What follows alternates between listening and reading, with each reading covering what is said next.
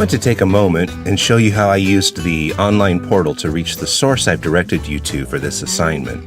There are lots and lots of resources on climate change available. In fact, that's a big part of the problem, right? So many opinions, so many accusations of motives and ethics and data, it can be difficult to know where to go. One great source is the Credo database.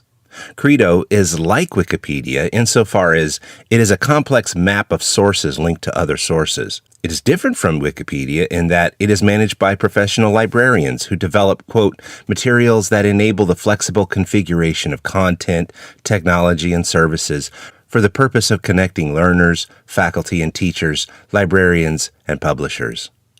So here in the Credo window, I've entered the words climate change debate. I probably could have used global warming debate or climate change controversy or some other string to get a slightly different list of search results. But let's stick with climate change debate for the purposes of this demonstration. Here are 1,354 sources that seem to be related to my search string. If that seems like a lot, notice how when I did the same thing for Google, I got 181 million. So I guess 1,354 doesn't seem so bad now, does it? These sources have been carefully examined by the librarians to ensure that they don't include goofy blogs like Cousin Ralph. Now, I've looked at a bunch of these already, and I found a cool source third down on the list.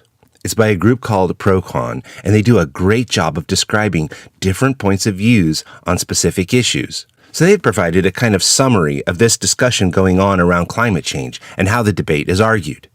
This is important here. It seems that the largest debate is really about whether humans are the cause of climate change. But one really cool part is the kind of table they provide illustrating the issues.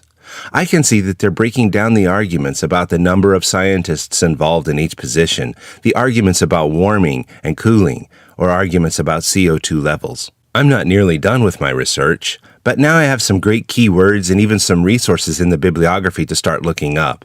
I could return to my search list and explore some other sources, or I could go back to Credo and enter some information that I gathered from this source. So this article would be a great way to get started on discussing the debate. From here, use the library portal to find other sources to make your argument. Remember, the goal here is not to be correct about the role of human influence on climate change. You may have to argue something that you don't actually believe in.